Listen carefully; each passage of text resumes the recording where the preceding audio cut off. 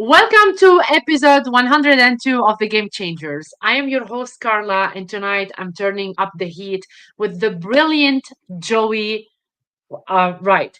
Joey doesn't just know the game, he reads the plays before they happen, and we're about to pull back the curtain on the game behind the game.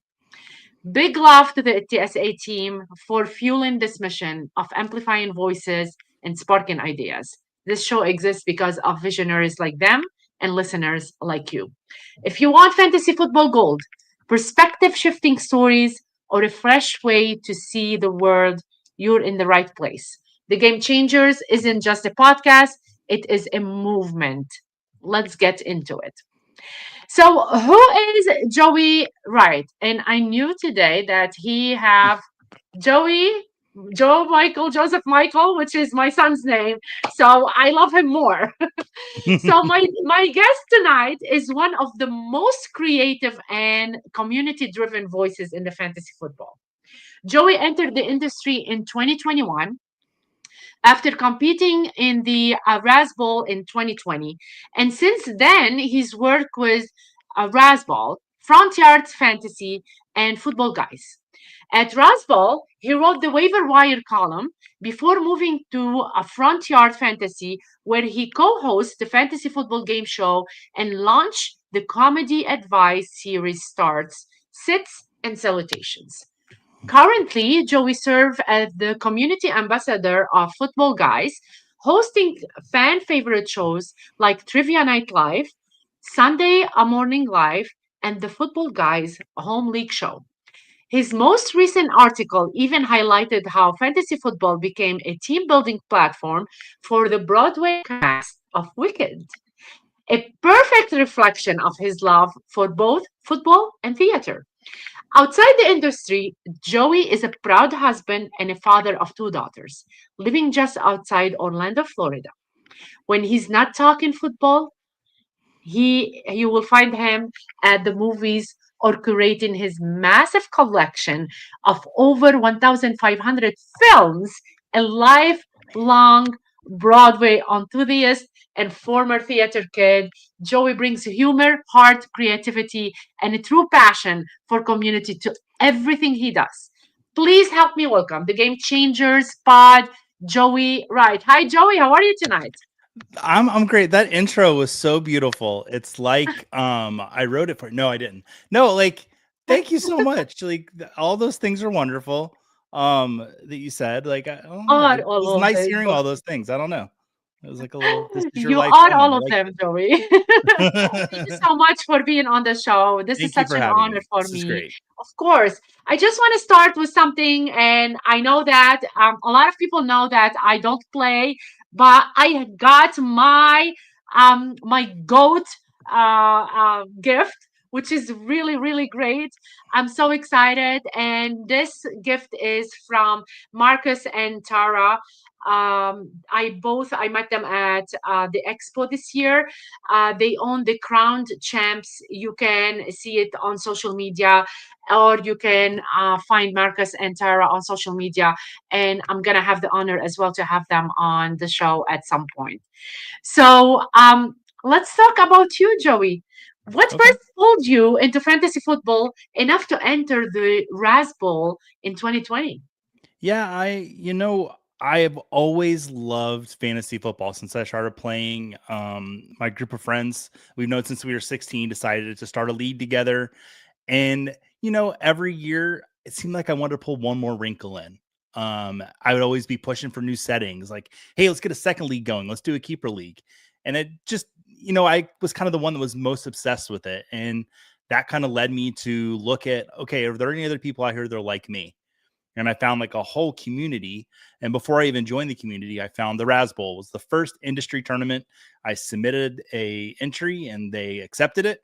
And at that time, I didn't know they'll pretty much accept anybody, which is great because I love inclusivity. But I didn't know that. So I was super excited and I put everything I had into it to try to win it. And I did so good. I got to the final week and then fell flat on my face. And Oh, I could have just fallen flat on my face and just been humble about it. but I Yeah, decided to have fun with it. I was over dramatic and I was, going, sending them videos and stuff. And at the end of the season, they were like, dude, you're really funny, man. Like maybe we should work together. And so that's kind of how I got into the industry. Uh, nice. just kind of by being myself. Of course, I mean, you need to be yourself to get places. If you're not yourself, like people will not know the real you, which is really amazing. How did competing in the Raspberry shape your confidence to join the industry in 2021? I don't want to lie and say that I like, oh, because I got so close to winning, I thought I could do it.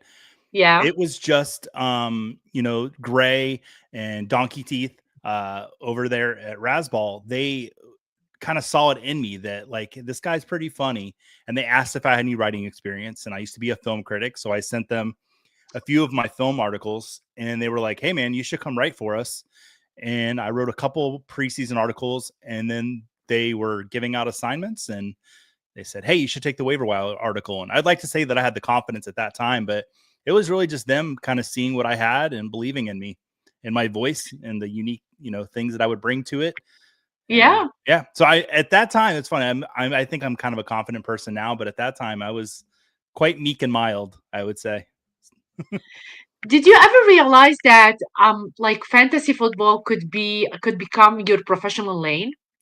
Never, it would never occur to me that it would be a real job until later on, a couple years down the road, until I met, the crew over at Football Guys, and to some extent at Front Yard Fantasy. But yeah, I never thought it would be my full time job. I just thought it'd be something creative, like an outlet that I could do, maybe write a few articles here and there. Um, yeah, and we'll get into like why it's my full time job and why someone like me has a full time job in this industry, because I I don't think I'm a Not many people do. unicorn in a confident way. I think I'm a unicorn in a way that's given me opportunity. I'll go into it later, but we'll get to that. I love that. I love that, Joey. So you started with Rasball at Mhm. first, and then you transitioned to Front Yard Fantasy Yes. after the 2021 season. So how did this transition go from Rasball to Front Yard Fantasy? Well, it was pretty natural. Like I went to my first expo and I knew nobody, and ended up the first person I talked to was Simon Grunewald from Front Yard Fantasy, and Simon now is like a brother to me. And then JL Garofalo, Jay Felicio, everyone I worked with there over there at Front Yard Fantasy. We did the game show together. Andrew Cooper worked with us for a little bit. Yeah, Um, those guys just they made the transition easy. And I talk about being meek and mild in the beginning. I was always like a theater kid, but never, I would say, had the confidence to do like new things. And when I got to Front Yard Fantasy, I give him a lot of crap, but JL Garofalo never stopped pushing, and he still doesn't. He's still, because I'm still part of Front Yard Fantasy. He never stopped pushing me in anything I would do. We'll talk about starts and citations, but that was a big moment for me when I wanted to try something, and JL just didn't say no. He just said, this is your thing. You do it, make it yeah. your own. And anything I wanted to try, he was open to. And if he thought it was a bad idea, he would let me know. And then I would tell him, you don't know what comedy is. I do. But no, it was good that I got pushed. And had he not been doing that and had a supportive team like Jay Felicio, uh, you know, I would send him clips of the jokes and he'd be like, oh, dude, this is hilarious. This is working, or maybe this isn't working so well. And then Simon just loved everything. I probably shouldn't have sent anything to Simon for feedback because he was just too kind about everything. But you need those Aw, people in your corner too. But no, I mean, those guys, they gave me the confidence I would need to push forward. And so, but I yeah, doing the love game it. show with them, getting screen time, just internally grateful to them. So what surprised you most about the culture at Frontier Fantasy when you joined? Um, that's a great question.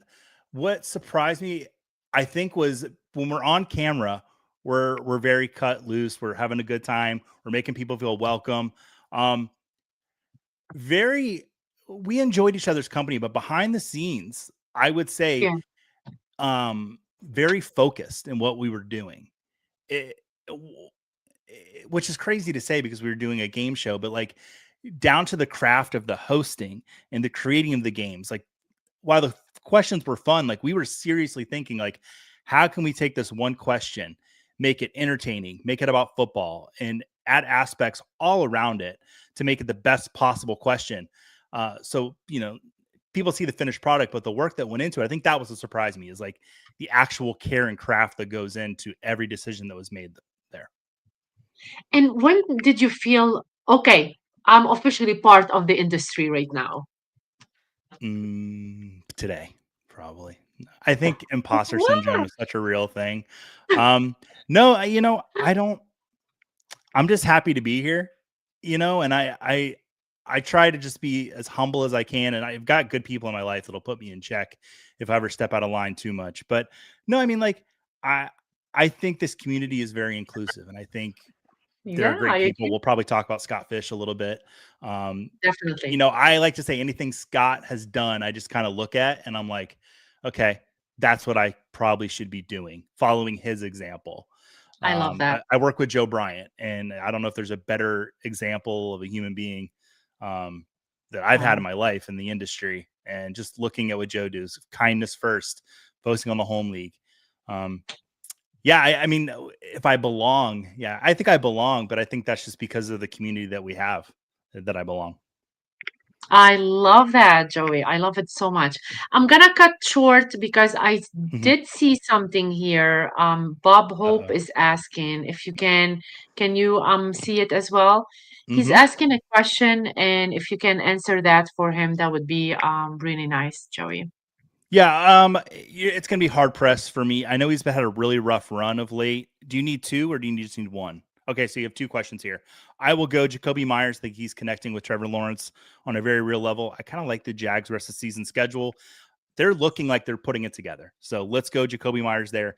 And then, even though I'm a Bucks fan, and you would think I would say Emeka Ibuka, I'm going to go Juwan Jennings. I love that 49ers rest of season schedule.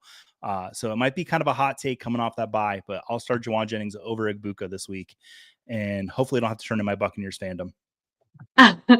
And Anne is asking where your love of trivia come from. Where does my love of trivia come from? All It's a two-parter. I always kind of liked Jeopardy when I was growing up. I always kind of liked to know little behind the scenes thing. I mean, you see all these movies back here. Yeah, I have the movies, but included in those films, there's lots of special features behind the scenes, like little movie facts. Yeah, I always kind of had that in me. And then I think meeting Simon at Front Yard Fantasy, he has a love of trivia greater than I do. And I think he really helped unlock that and learn how to channel it. But that's kind of where my love of trivia comes from. nice. I love that. So let's continue with your professional Hmm. contribution and what happened next. Because I'm really eager to know about Wicked at some point. So Okay. what's a risk, Joey, that didn't work out, and what did it teach you in this industry? What risk did I take and it didn't work out? Okay, Yes. and this company's not around anymore, so I can kind of say something Okay. about them, and it's not a bad company, but there was a company that I did contract work for. Yes. I don't want to give the name out because that's not fun, but It's okay. um, You don't have to. at the time, I was just kind of saying yes to everything, and I don't Yes. think necessarily that's a bad thing to be a yes man. But I probably should have not said yes to this company. And it was a learning experience. I got there, I wasn't treated well. Payments never showed up. And I kind of learned a little bit of self worth at that time, just to be like, there were some warning signs there. Maybe I should say no sometimes.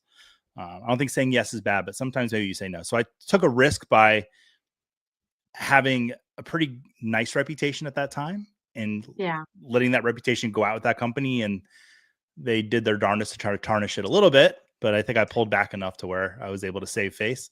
But yeah, just learning to maybe do a little more research into saying yes before I say yes sometimes. Saying no. Yeah, I I agree with navigated you that legally as 100%. best I I'm a could. yes person too. I'm learning to say no. It's so hard when you want to please everybody and then you start saying no. It's really Yeah. hard. So I'm there with you, Joey. I'm really there with you. So I understand. So how do you balance credibility with entertainment in your brand? That's a great question. So there are two things I think I do that are entertaining Yes. on a pretty normal basis. I don't do starts and citations so much anymore. Actually, Yeah. I don't do it at all anymore. I don't know if it's run its course. I just stopped being motivated to do it. I used to do a series where I would go out into nature and I'd give fantasy advice and talk to animals, or I'd go to the zoo and I like to talk to animals a lot, to be honest. A Why couple not? times I went out live and talked to people. So I brought a lot of creative energy there. Um, and then I would also do the March Madness videos for football guys. And what was the question again? I just kept talking about myself there. It's okay. So, how do you balance credibility with Oh, entertainment in your brand? so I never do anything that I think that would hurt my reputation. There have been times that I've wanted to make like a joke that's maybe a little off course, Yes. and I have to kind of reel back and just say, like, is that the best representation I've won of myself? And I think asking myself that question so often, to be like, maybe I shouldn't go that far with a joke, or I shouldn't put that in a video, kind of lends itself for me having that credibility, that to being able to trust that. I like to think that if you take any of my videos, you could show your kids and they would there's one joke I made you probably can't show your kids. Other than that one thing. But see, that was a learning experience for me then too. Is it wasn't worth that joke, even though it's a really great soundbite. It wasn't worth that one joke to not be able to show my kids that one clip. Um, so we make mistakes in the things we do. But yeah, like I always like to just think that the stuff I'm putting out, we could show your family if we wanted to. I love that. Do you do dad jokes, Joey, or you just do your own jokes? What kind of jokes you share? You know, I just kind of do my own thing. You know, I grew up watching SNL and being Yes. Oh inspired my by God. sketch comedy, and so I think my comedy has, in my mind, it runs a short course to begin with. Um, Yes. but no, I never try to. I like to parody. I don't like to really try to be like anybody, though, if that makes any sense at all. It's Um, awesome. Yeah. yeah. I love it. I hope I've been like trying 3 years to put my name to go and watch SNL live. I'm they never called me. If I told you I'm how not long I've happy been on with the that. lottery list, it's I'm not happy with that. it's But it's yeah, really tough to get in. The best way it's to get all into because of SNL, Doug. Yeah. It's all I never knew about SNL before. 3 years now. 3 years. Like we don't miss it every single Saturday. I'll I tell love it. you the best way to get to a live taping is to go to a dress rehearsal. A Yeah. lot easier to get tickets for that, and you'll see the same show. You'll actually get more because they'll cut sketches before it goes to air. But standby is probably the easiest way to get in with SNL these days. I've been on the list for oh god, over 20 years now, since I was a senior in high school and I turned 18 and I could put my name on the list. I've gotten called one time, and I wasn't able to get up to New York for it. But yeah, I wish you gave it to me, Joy. yeah, no, I know. I was like 26 when I got the email that said, "Hey, Wow. you've gotten you have a pass for this date," and didn't go. Rushing, didn't have the money at the time. This is the second person I think they told me that they got into SNL and they never went Yeah, because of something happened. It's crazy. but I've had a I lot of friends that have just stood in the standby line and they've gotten in. So, wow. Yeah, yep. cool. Um, which milestone for you felt like a true game changer for your career? When I got hired by Football Guys, Yeah. I Why? loved Rasball and I loved Front Yard Fantasy. Um, Yes. but there's a reputation that comes with Football Guys, and I think that reputation is pretty strong, and it's one of the more well-known companies. And when I got hired by them, that felt like I really did something. And my first is funny. I got hired around this time. Was it? I've been there 4 years now, Wow. and I was employed for about 5 days, and then Joe, our founder, said, "Hey, we're having our company retreat in Las Vegas. Do you want to come out to it?" And I hadn't done a lick of work for the company by this point, and they flew me out there. And when I walked into the room, and with all these analysts and people that I'd looked up to, and they were so warm and welcoming to me as the new guy, who have not written a single, even a roundtable contribution yet, but just like, I'm a Wow. new member of the team. I'm going to be with you guys now. It felt different. Like, oh wow, okay, it's my first time going to Vegas. Um, you know, these are analysts that people pay to, a subscription for. It felt like something very different. That was kind of when I felt like, not that I arrived, but it just like it was a milestone that was pretty big. Of course, yeah. I mean, you would be proud to see yourself at that place, which is really amazing. You work your whole life to get there, and you are there. And you Thank were saying that, not many people get a full-time job in this industry, and you're one of the people that got the that full-time job. What's one misconception people have about getting into fantasy media? you. That all. Ooh, okay. Here, this is. I will say the most successful people in Yes. fantasy media, 10% you see. Yeah. The full time people, the most successful, the 90% you don't see is where all the hard work is. Um, I feel pretty confident in saying that, and where I'm at now. I have 3 shows that I do, and a lot of work goes into them behind the scenes, but you know, when you're trying to launch a show or you have an article, the promotion you put into it, the research you do into it. I Yeah. think anyone getting into media just thinks you could turn on a camera and go. And I'm fortunate in a lot of my shows, that's kind of what I get to do. Where, like when I do trivia, like, okay, I write 15 trivia questions and I'm ready to go. We are, we got Alfredo Brown and Dave Kluge, when they do that fantasy football show for football guys, there's hours of research that goes into them just being able to come on and talk. So I think people might have a misconception that, oh, it's just easy to get on and start talking about football. No, you kind of know your stuff. Yeah, 100%. How did the idea for start, sits, and salutations come to life? I love talking about this because I was on a show recently and the host said, I think it's the most Joey Wright thing of all the Joey Wright things I've seen. Um, I literally said to JL Garofalo at Front Yard Fantasy, hey, I've got an idea. I want to go to the park. And I brought my best friend who I've known since I was 17 years old. And we grew up loving Saturday Night Live together. And he's the cameraman. He's the guy behind the camera. If you've ever watched the Starts and Citations, it's talking to me and I talk to him. A lot of it's improv. My friend and I write the jokes on the spot.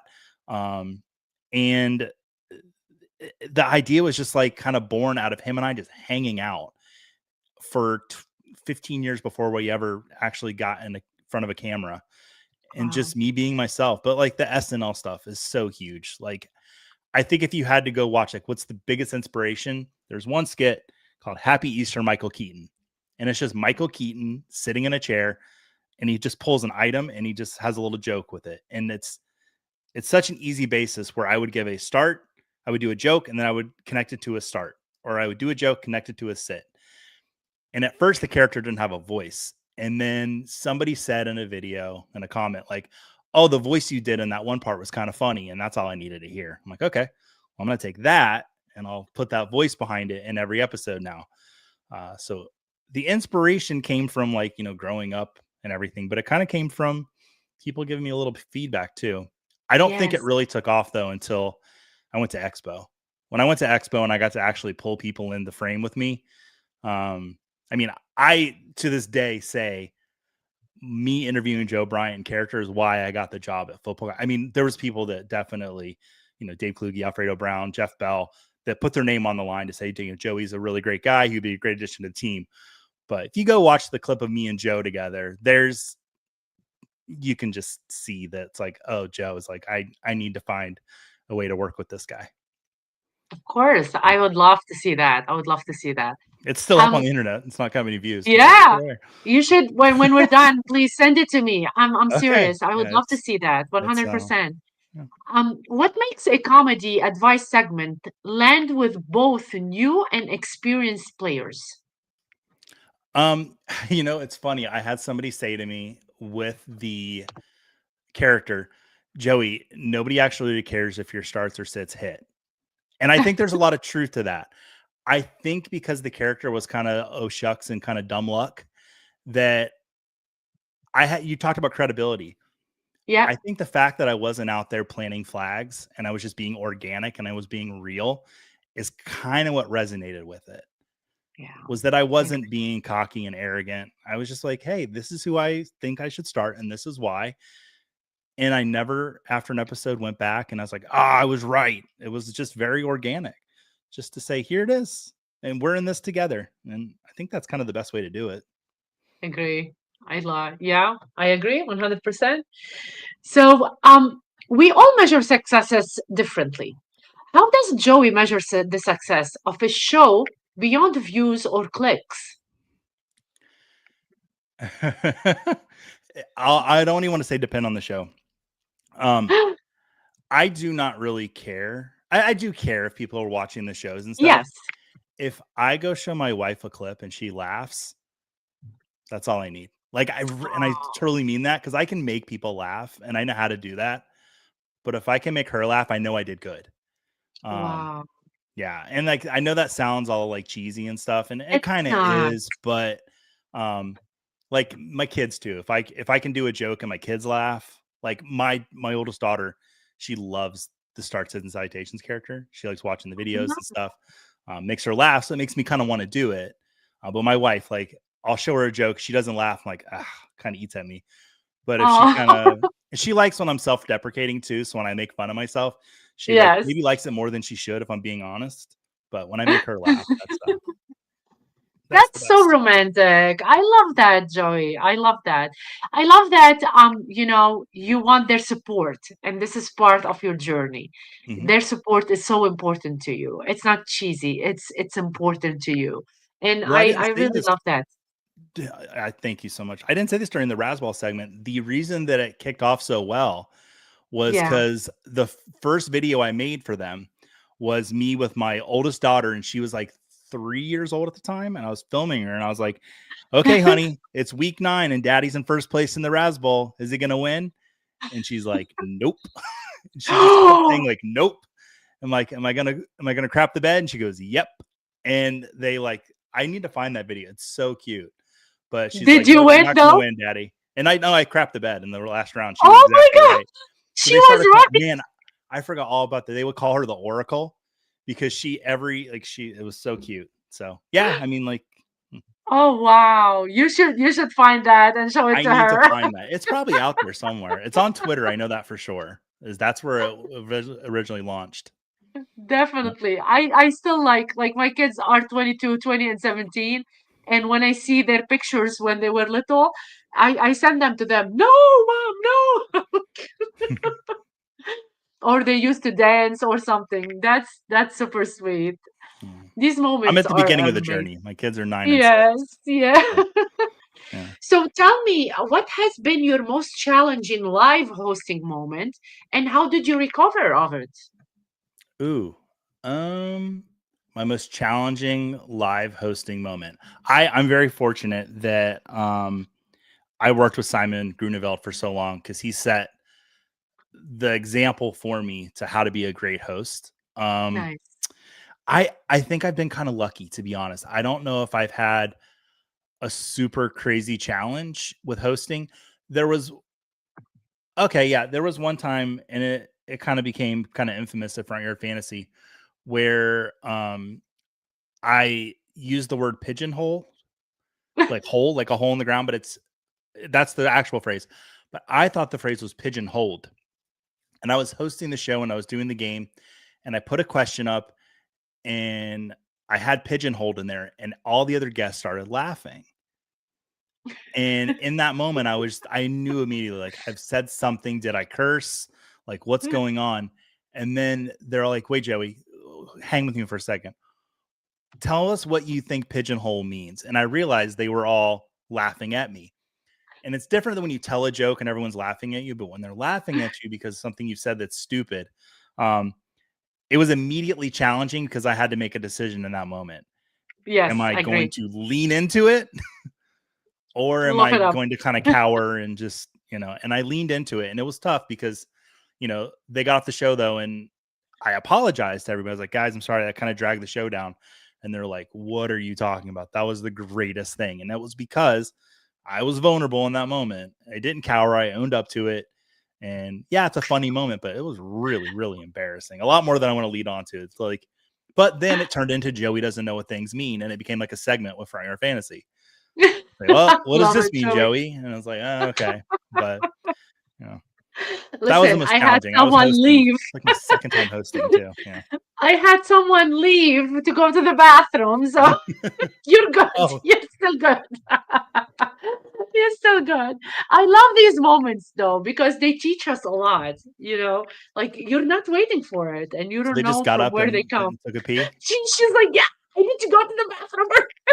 Well, I mean, when you gotta go, you gotta go. I do know for a fact, and off camera, I'll tell you, I've got a list of probably at this point, because I'm a nice guy, I like to think, but I keep a lot of blackmail in my little binders over here. Oh my I've God. got a list of like 10 people that have pooped or peed themselves on camera at this point. Yeah.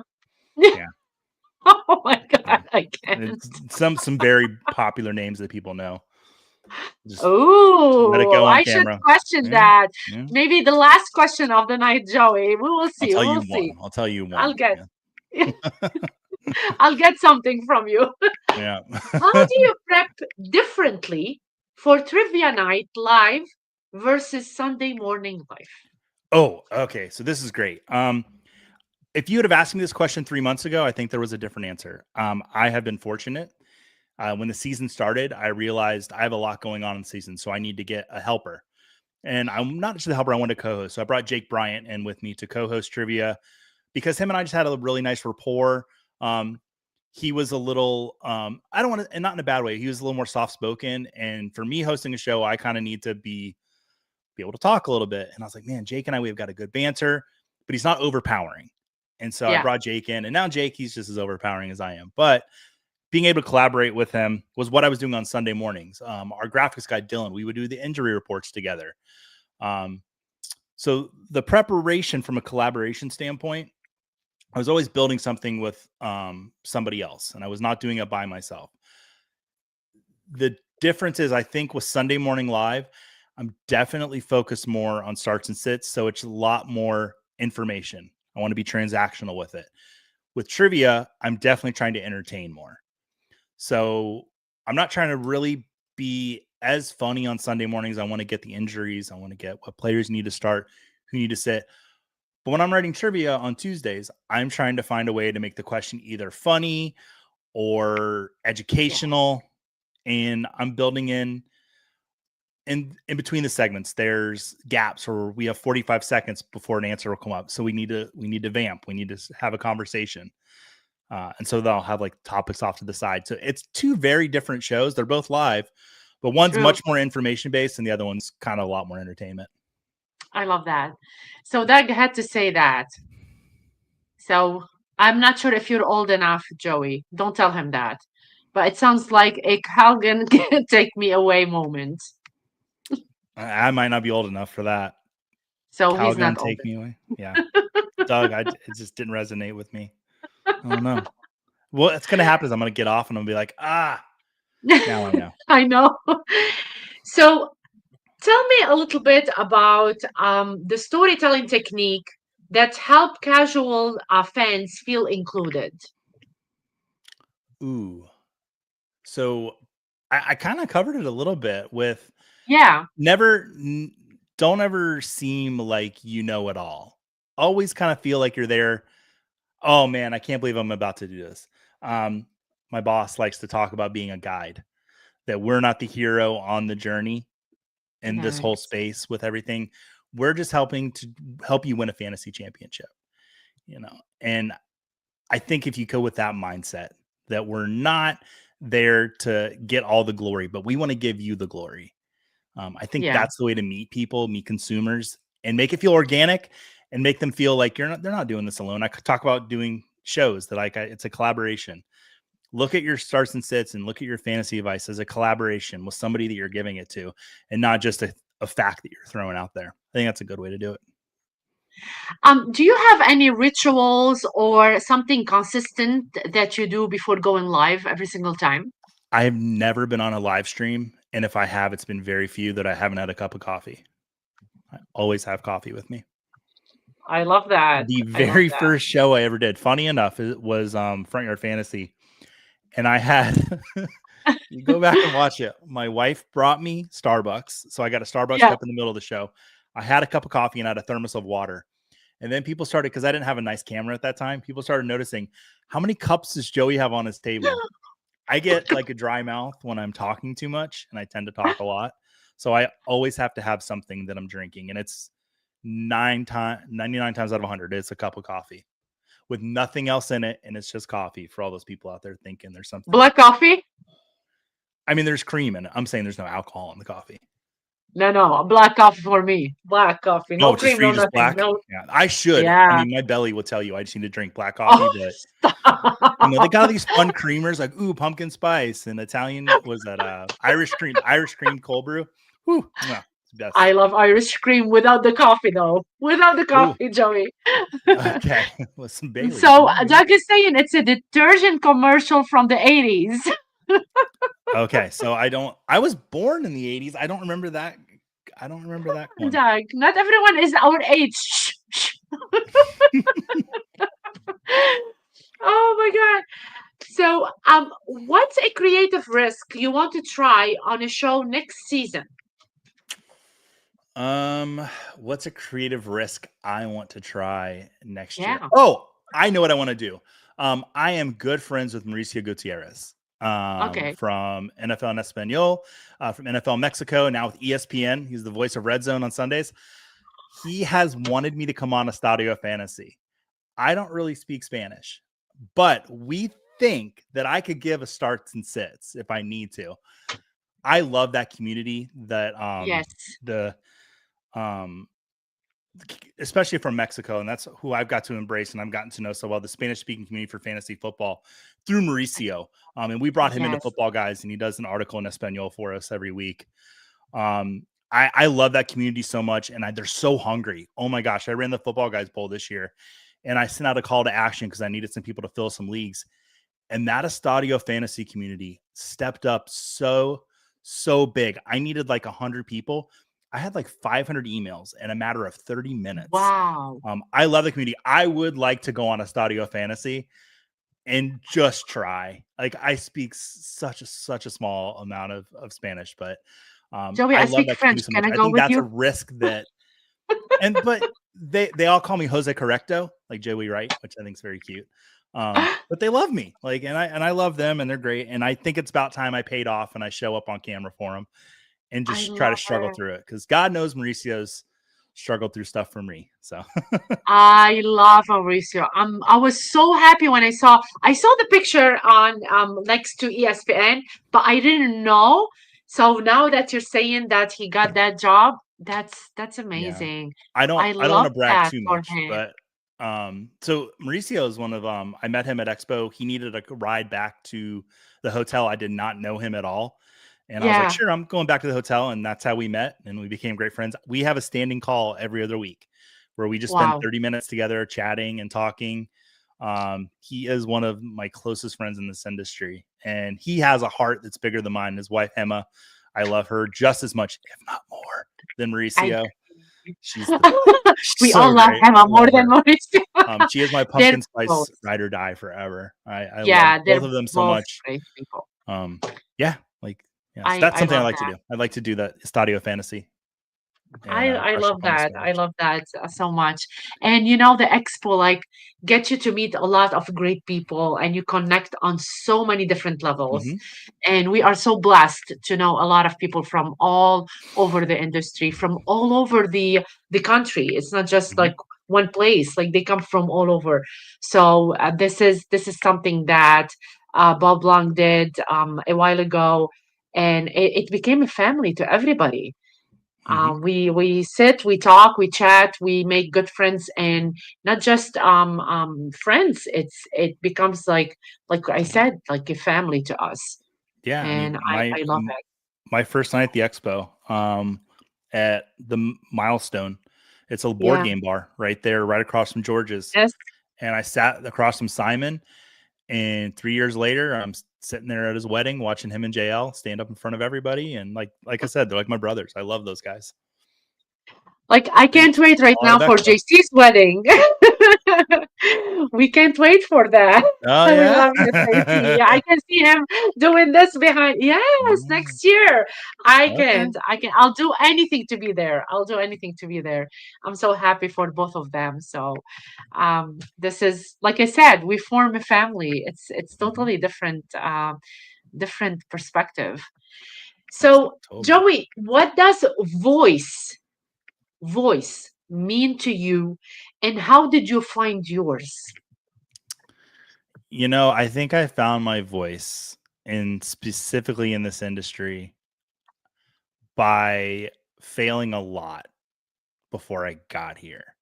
Um, I was a film critic before I came into the fantasy football industry, which lends itself to think he would be very critical, not very Yeah, nice. I think people see me now and they're like, "Oh, Joey's such a nice guy."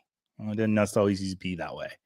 Um, I think my mistakes and failures early in life softened me up, made me learn stuff. Becoming a dad, I mean, you hear it so often and it sounds so cheesy, but like having kids really does kind of like soften you up. And just coming in humble, yeah. I think that's where I found my voice. I think I've said it a bunch here tonight. It's just like kind of meeting people at their level and never feeling like I was better than anyone else. I think that's kind of where I found my voice. And then I started doing a funny voice, and that seemed to resonate with people. So yeah. But, I love how you share that. Like being parents, sometimes it humble us a lot, and I do believe that too. yeah. Um, so I want to like take a break from all of this because time is rushing, and you are such an amazing person. And but I want to know a little bit about Wicked. So, Okay. what Talk about it. inspired your article about Wicked using fantasy for team building? Yeah, so attended a wedding with my wife, and I was in the Raz. It was that time when I was in the Raz Bowl, and sometimes when you go to weddings, you're not in it, but my wife was, and so I was doing a lot of standing off to the side, and another person in the wedding, one of the bridesmaids, brought her boyfriend at the time. They had only been dating for like 4 months. Now they're married, and so him and I just kind of stood off on the side and didn't really know each other that well. I had heard the first night that they were on. He had been in a few Broadway like tours, and so I talked to him about that a little bit. And then I just kind of pulled out my phone. I was like, I need to check something. And he goes, "Were you looking at your fantasy lineup?" And I was like, "Yeah." He goes, "Oh my god, I love fantasy football." And then we just kind of connected over that. And then a few years later, I was going to New York, and at this time, him and his wife Celia, his name's Travis Tabor, they're both in the company of Wicked now. They had joined the company in New York, and I was like, "Hey man, would you like want to grab a drink afterwards?" He's like, "Absolutely." And we just hung out that night in New York. Wow. And so that fun night after the show, I think I went and saw, what did I see that night? I saw Sweeney Todd with my little sister. We went and saw Sweeney Todd off Broadway. Josh Groban was in it. And Yeah. so hung out with Travis that night. And I said, "Yeah, man, let's stay in touch." We did. And then ended up joining a fantasy football league. And he brought a few of his buddies. And then through those conversations in the chat, I started hearing how, like, oh no, there's like stagehands and lighting guys and people on other tours and other shows that are all playing fantasy football. And it's kind of like this little thread through the Broadway community for some of the guys and some of the ladies too. And I was like, that's so interesting. And then so the next year, I got to meet up with a couple other of the guys. And then I was like, you know what? I need to write an article. I need to kind of write about this. And so I did an interview with three of them, and they're all in a dynasty league together. And yeah, it's so cool too because I was such a theater kid and I Oh, auditioned that's for so many years and really never got anything. I did some like local stuff, but never really hit anything. And there's that dream of when you're in theater, like, oh, I'll get into New York and get to go on Broadway. And I actually got to live that dream this last summer. Met up with the guys after the show, like we were always do. This is our third year now that we've met up for drinks. And they were like, "Hey, Joey," because they gave me tickets to see Wicked for the first time because I went on a Thursday. yes. Which, listen, getting tickets to Wicked for free are really tough, and I'm very fortunate. And it was a single ticket on a Thursday night, so don't hit me up because I can't get them any other time. But they're like, "Yeah, come meet us at the stage door, and we'll walk over to the bar afterwards." I'm like, "Cool, great." So I get to the stage door, and they're like, "Hey, Joey, come here real quick," and they bring me in. They brought me on stage. I got to see the dressing rooms. I got to go stand on. I took pictures on stage. I got to play with the Oz puppet. And Oh I was my just I got to see God. Dorothy's bucket. I got to do so many cool things that you wouldn't normally get to do. And just because like built those friendships with the guys. Yeah, like That's such an I'm so amazing thankful story. that yeah, I was talking with one of them.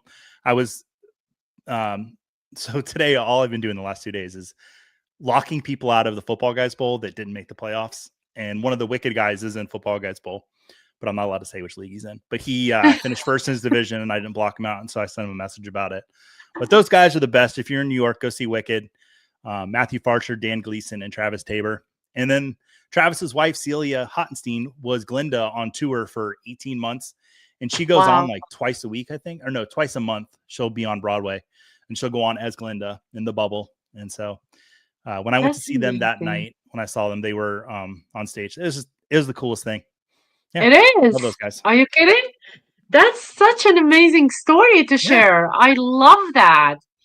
So, what parallels do you see between ensemble theater and fantasy leagues? Ooh, characters. Um, Yeah, a good like, fantasy league. If you're in a good show, one man shows are really tough to see a good. There are good ones, but if there's just one personality or one driving force in it, it's kind of one dimensional show, you would think. But when you've got a lot of great characters, a lot of great stories going on in the leagues, that's what creates a great league. And so I think theater is a lot like a good fantasy league in that way with the characters. yeah. So, I know that you've been a theater kid Mm-hmm. at the beginning of your younger years and stuff like that. How did it shape your on-camera presence, especially that you do a lot of like hosting and stuff like that? How did being a theater kid shape that in you, Joey? They couldn't be any different. I'm being dead honest. Like I other than the anxiety, I get crippling stage fright when I'm in a show. Yeah, And huge shout out to my theater teacher who ended up being the officiant in my wedding, James Brenthinger. Figured out very quickly with Joey. If you give Joey something funny to say in the beginning, he gets really comfortable and he starts to really like open up. yeah, But if he doesn't have like a one liner or something to say in the beginning, he gets a little nervous. He gets a little jittery. He's not himself really. So the difference between being on camera, I'm not sure if JL and Simon learned that quickly, but I would kind of push it out there a little bit. I would try to say something funny to get the chat laughing or get them to laugh. And then I would settle into be comfortable. That's how they're the same. But um I like tonight I'm on here with you and I'm comfortable, but I was like coming into the room, I was like a little nervous. So when you did the intro and I didn't get to talk for a little bit, I was a little jittery. You can kind of probably see it. And then I got to talk and I said something funny, and or at least I thought it was funny. I don't know if it was funny. it is And funny. I opened up a little bit, and now you got bubbly Joey. But in the beginning, Joey was a little quiet. But on So, stage, like I have to say something funny, or yeah. I'm really uncomfortable. Wow. Wow. That's something good to know about you. So if you are going to do the intro for the Game Changers in a funny way, in a Joey way, how would your intro be? Oh my gosh, put me on the spot. You know, Sorry. I liked the intro music that we had. Um, Yes. Something that I like to do with intro music is kind of turn it a little bit. So like everybody's expecting the same musical intro. Either I would Yes. interrupt it and interject a joke, leave the once the intro's done. Another thing I would do is pretend like I don't know that we're rolling and say something I probably shouldn't say. I'm like, oh, so I would probably do something like that. Put me on the spot. I love that. I love that, Joey. Maybe I'll Mhm. do something like that at some point.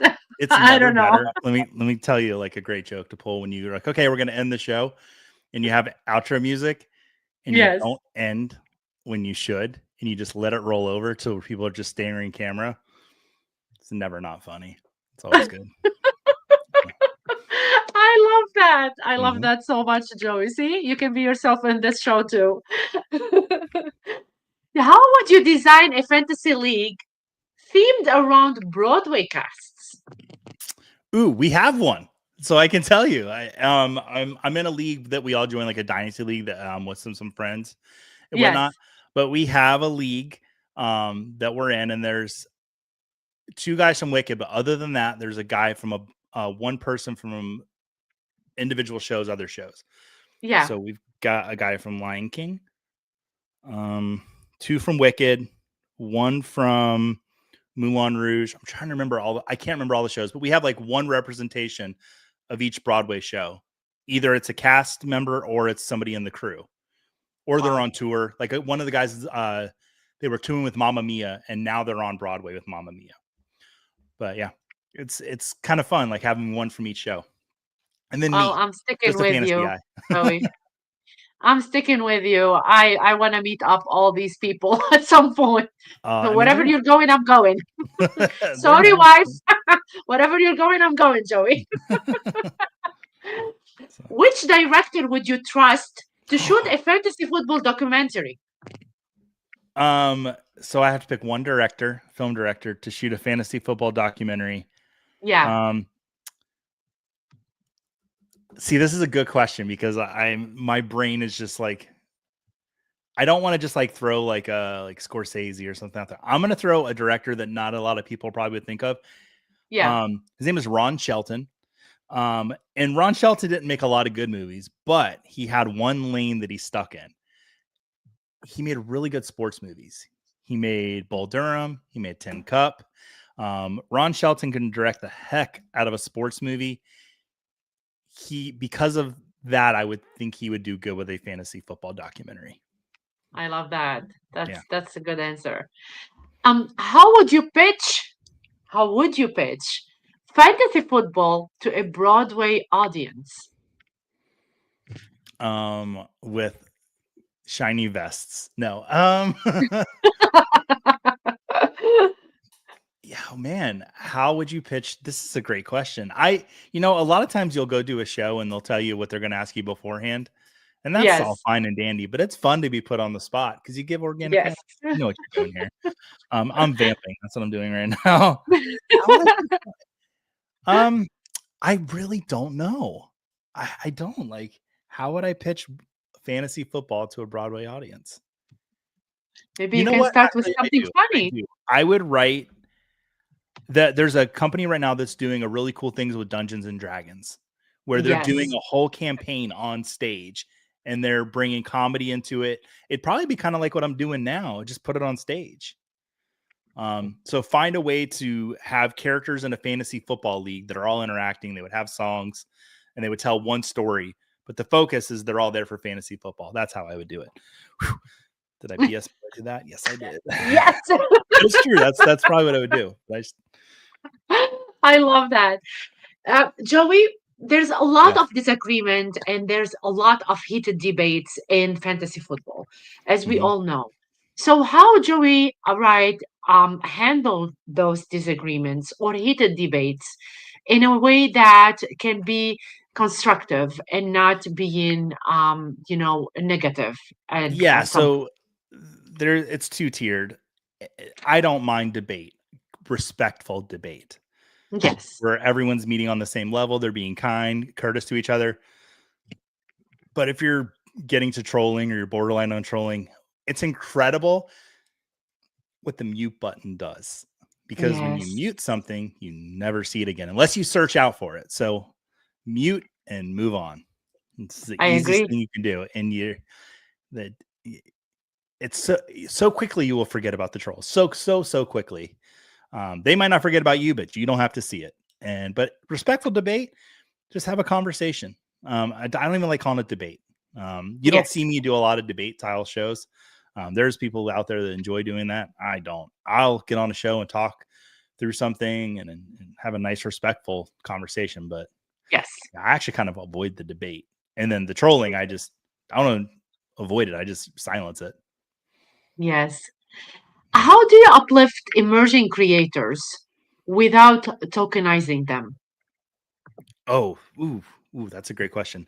Um, some advice that I was given early in the industry is find your differentiator. Yeah. And last year, I wish I'd have done it more this year. And I kind of, this is something I actually do feel bad about in the industry. Last year, I took a lot of meetings because I wanted to give back. So a Yes. lot of one-on-one meetings with new content creators that were just getting in. And I would never really ask them about their fantasy football skills because that's not how I got a job in the industry. Not really with my fantasy football. I mean, I flex them a little bit, but really it's like, what are you good at in your day to day? Like what you do every day? Like, what is it that you're good at? Okay, take that and find a way to apply it to a fantasy company and be valuable. So that's how I would talk to them. I love that. So we were talking at the beginning about Scotfish, and I want to talk more about the stuff that Scotfish is doing in the industry, Yeah, because I know that this week they're going to. I'm seeing a lot of pictures right now. They're collecting the gifts from mhm, people. They're buying the gifts from people for Toys for Tots. absolutely. So tell me a little bit about your role with Scotfish and Fantasy Cares. So I do a one of the things I do with Fantasy Cares is I do the Tuesday night trivia. That's in partnership with them. That's football guys and Fantasy Cares do that together. But I also do go out and I help with the Scott Fishbowl drafts. I have for some years now, and a lot of people do that, so I'm not unique in that. I got to go out and help with Vegas this year. Got to help with Chicago, and you know what I have learned is through my skills is just being a good host. On camera, I think I've turned into a good host, but in Yeah, person, making people feel welcome, being a good presence when you go somewhere, and just being welcoming to others. Scott likes agree. having that around at the drafts of somebody that's going to go up and say hi to everybody and make them feel included. And that's kind of honestly my role with Fantasy Cares. I'm not part of Fantasy Cares other than I like to collaborate with them and I like to support them and help them. So yeah, I'll usually go to about 2 drafts a year and help out. And just this year I went to Chicago and I helped the check-in process. I ran that. Steven Johnson did an incredible job getting everything lined up. And I was just there really in support of him and handing people their Yeah. badges. And we had a great little system going there. Joel Cox from CBS was helping out. Um, That's yeah. amazing. Mm-hmm. That's amazing. I know that a lot of great people do great stuff in the industry, and Scott is really helpful. And like I contacted him honestly because I had the Operation Elf. They do as well for soldiers that they are overseas. They collect a lot of toys for their kids and stuff like that. And he was like on the spot trying to help out and do whatever he can so he can put his time and all the informations needed for them as well. So kudos for all that you do, you guys. I love helping out in Boston. Hopefully, I'll help out more somewhere else at some point. But yeah, I love being part of this industry a lot. It, Even JC is helping as well. I think in Chicago, right? In yeah, no, not Chicago.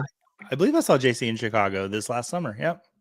Not Chicago. No, he No, is not in Chicago. somewhere else. No, not Chicago. Oh my Somewhere God, else. I forgot where. But yeah, he was helping. He did the this year. He was helping out with the. He will write it down for sure He for will. us. Minneapolis. Minneapolis. Okay. Gotcha. Yeah. So yeah, like everybody comes together. Yeah, with Scott. So he was with him there. Scott didn't come to Boston this year, but hopefully next year he will be. All of you guys are making a difference in this industry, and I'm proud to be part of it as well. So that's just amazing energy. That's what we need, right? I agree. With the chaotic Oh word, yeah. this is what we need. This is what we need. So let's continue a little bit about new players, and I want to know how can you help them jump from casual to competitive, confident, like confidence. How can you help do that for new players? Yeah, I mean, I would say just if I had somebody that was coming in new to play fantasy, I would Yes, maybe gauge what their level of knowledge was with either fantasy football or just football in general. I think most people when they come into fantasy football, the first thing they ever do is a redraft league. Just their first time, like, standard 12-person league. Um, if I found that somebody enjoyed college football more, I would definitely push them more towards Dynasty or maybe even Debbie. Uh, yeah, I kind of talked about what are you good at outside of if you were trying to get a job, like what are you good at in your normal day to day? Focus on that, find a way to make that valuable. Well, going forward a couple steps, like what are you good at when it comes to football? If you're good at knowing who these rookie scouts are, who these young players are, play a format that leans to that.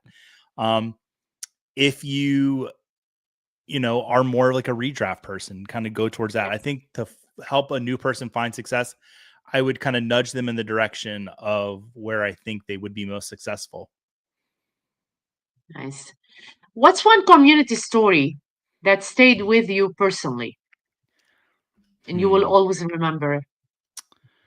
One community story that's always stayed with me. Is it be a personal one? Can be anything. It can be personal if you want to. Oh man, I'm trying to think. You know, I guess I hate to say the one about myself, but the first time, and this is just a good example, that I met kind of like a big analyst in the industry. And I'm going to leave their Yeah. name out of it because they don't like when I say their name. But he Okay. was somebody that I listened to, kind of learn how I learned how to play the game, was listening to this guy every day when I worked at Barnes Noble in the receiving room. I would go do my receiving once the podcast, I'm not going to say the name of the podcast, would download.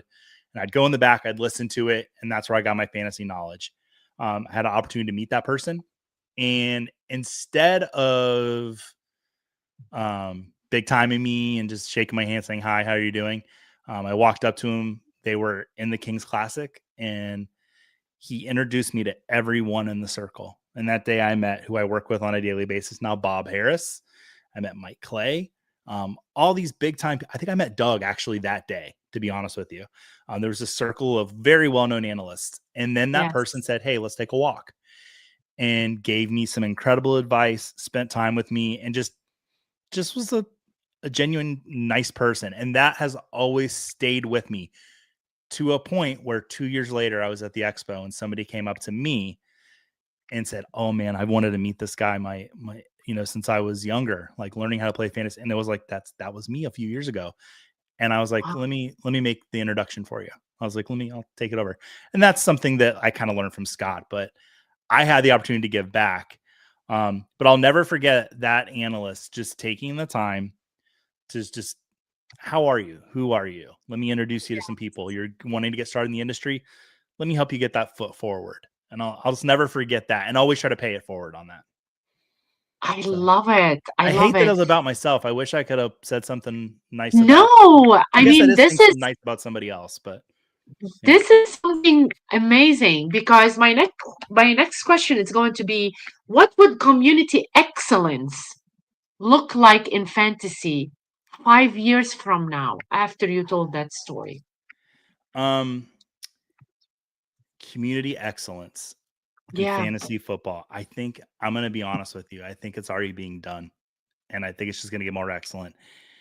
I think you're seeing these hives, and I mean the hive in a good way, whether it Yes. be the Expo or the Scott Fish Bowl, where there's True. these opportunities where people have a chance to get together with this common goal of fantasy football. And it used to be, maybe people would get together in Las Vegas and they were in a paid league, and those are great. Those are awesome. I love those. I'm participating in some of them. But Yeah. there's these really organic, like home league feels where people are just getting together because they love fantasy football and building community through that. This is the first year that I want to say that I felt like people were dabbling less in different formats and they were starting to build their own communities. You've seen the best ball community really, really stand out in this, where they have Yes. their own subset of fantasy football. In a lot of ways, they'll say, "We play best ball." They rarely say, "Do they play fantasy football?" because they've built this huge, incredible community in best ball. I'm seeing the same thing in Debbie. I'm seeing it in IDP. I'm seeing these communities within communities establish themselves all in the name of fantasy football or their format. I think that's what community excellence looks like. And then you have fantasy football in the name of charity. Yes. There's these hives popping up, and I think these hives are the best communities they can possibly be because they're all connected too. So yeah. I agree. I agree. I love that, Joey. I don't want to finish that, but I want to be respectful for your time because you're going to Scottfish show They as well If you in need me some for longer, I time. just pop in whenever I want with those guys. They don't. Yes, but It's I not a do still have some questions, and go. these Let's are go. kind of like personal questions Mhm. for you.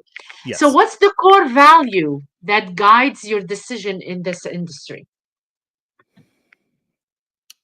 my core value is community. A core value, I think it is. Yeah. I was fortunate that I mentioned I was a unicorn in this industry Yes. because I am an analyst. I do rankings and I do projections and I do starts and I do all of that. I look at tape and I look at numbers, all that. But my focus, Joe Bryant tells me every day, he goes, I want you waking up thinking, how can I do this with the lens of community? So I think my driving force every day, my core value is community, finding ways to bring people together in the name of fantasy football. I mentioned the hives, and I want to be a part of that. So yeah, That's community is crazy. definitely, I want, like, being in the chat is like my favorite thing in the world. Like, I will just, on a Tuesday night, I will just like, hey, let's see who's got a show tonight, and just go in, and I like to disrupt a little bit, which is, I think it's okay because I'm there. I've done it to you many of times. I Yes. go in there, say a couple things, but I just like supporting everybody. I like everybody having a good time, and I because I've love had that. such a good time, this community's given me so much. This industry Yeah, has given me so much. I want people to enjoy life, and this is such a fun thing that we get to do. agree 100%. In a word that there's no kindness, be kind, period. Be kind to Yep. people. Costs So nothing to be kind. you're saying you're a unicorn. Do you go to the pony club? Oh, are we going to talk about Chapel Roan right now? Like, I am so ready to talk about my queen. Let's talk about her. No, like, all the love in the world of Simon Grunewald. I was going to see Olivia Rodrigo, Yeah. and I was like, "Oh, the opening act is Chapel Roan," and Simon lost it. He's like, "Oh my god, I love Chapel Roan." So I downloaded a few of her songs, and we are obsessed in this household. And I know that I have a 6-year-old daughter and I should not let her listen to Hot to Go. And I know I'm probably a bad parent for doing it, but by God, my kid knows every word of Hot to Go. They had like a fun run the other day and they played Hot to Go. And my kid is the one doing the HOTTOGO. And the other Yes. looking at me, I'm like, I really don't care. I'm bonding with my child. I love Chapel Roan. I love how sassy she is. I Yeah. like that she doesn't give a what. She'll call out a photographer if they're being rude to her. And Yeah. I was having a conversation with somebody when I was in Vegas, and they're like, Joey, you're such a nice guy, but boy, do you like problematic people. And, I think Chapel Roan would be the first person to admit that she's a little problematic. If being upfront and bold is problematic, so be it. But yeah, if that's where you were going with that, the Pink Pony Club, like, yeah, we can talk some Chapel Roan if we need to. I love it. Yeah, I I'm not mean, ashamed teaching of it your either. girls, Love her. no, no, no. Teaching your girls to be themselves in front of you, Yeah, that's the most important thing because they need to have that dad that show them, yeah, who they really need to be in case they want to go in life with, their significant other. yeah. So that's for me, it's like head down for you. Thank you. And how does being a husband and a dad influence your approach to this community? I mean, I couldn't do it without them. Yeah. I honestly, it puts food on the I'm fortunate that it puts food on the table. So I get to do this as a job. Um, Yes. Without them, I couldn't do it. So I always try to involve them as much as possible. Like my kids both play in a league and I kind of show them that. But Cool. I really, the hardest thing in this industry, I think, is like giving the proper amount of time to your kids. And I'm lucky I have a boss that, he really tries to make sure that I spend as much time with my kids as possible during the football season and stuff. But I'll let them sleep on the couch on Thursday nights and watch football with me. They don't have school the next day on Friday. Um, yeah, it's tough because I think they get the short end of the stick a lot. If I'm being completely honest, especially my wife. Like I talked that I've gone to Chicago and I've gone to Las Vegas. I go to New York. I go to Ohio. And she's at home with the kids. And so, like, any analyst or industry person that says that they do it by themselves is full of poop. So No, it takes a team. And so I just try to it's a involve them team. as much as possible. Oh my God, that's so beautiful. And it's so important to have a supporting system in your home so Yep. you can be successful. And I love that for you, Joey. That's amazing. What's one thing you wish you would known before hosting something live? It's okay to mess up. Um, if anything, it just makes you more relatable. But Yeah. it, being polished is great. Being prepared is fantastic. But if you flub a word and it doesn't need to be perfect. Um, you're doing a great job here tonight, and in many ways you are perfect, but being able to have a conversation with you and just hanging out is like, I wish I'd have known that that's okay, that I don't need to be so stiff and rigid, that you can just kind of, have a conversation and it just kind of I flow, and that'd be good. thank you for that voice of confidence in me. But you know that I never listen back to any of my podcasts because if I Really? listen to my voice and my twisted tongue at times, Joey, I don't think I will continue. So no, I I'm don't not that know what perfect either. I don't know what this says about me, but especially in the beginning, I listen back to my stuff a lot. Um, and That's I'm not good. saying you should do that. I'm saying like I'm sure. it's weird that not weird. It's different that you don't do that, because I feel like I would do that a lot, and maybe I shouldn't have, because then I would like hone in on. Um, Yeah, I don't. I can't. okay, Uh, fair. what's the kindest thing a fan has done for you or the community? The kindest thing a fan has done for me. Or the Do I have any community, yeah. fans? Um, you know Of what? course you do. Sniper Mel sent me a trivia pack to my house one time. That was really Yes. kind. No, I'm gonna shout out somebody. I've not name dropped a lot tonight. Um, Yeah. I went to my first FSGA and I met Liz Loza, which was really cool. Yes.